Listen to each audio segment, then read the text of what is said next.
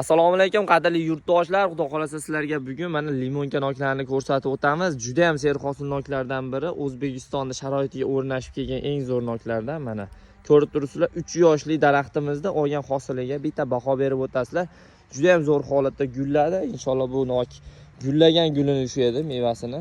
Mana juda ham zo'r serhosil. To'rguch sxemasida ekilgan, unaqa chop-top ketmaydi. 3 yoshga to'ldi daraxtimiz. 3 yoshda kam 15-20 kilo mevasi bor inshaalloh.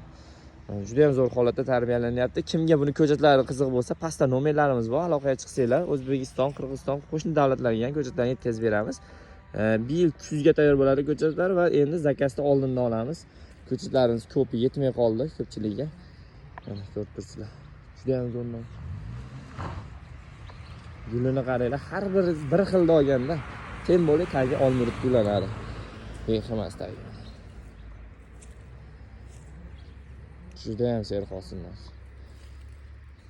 Bu sentyabr oyini oxirlarida, oktyabr oyini boshlariga pishib yetiladi.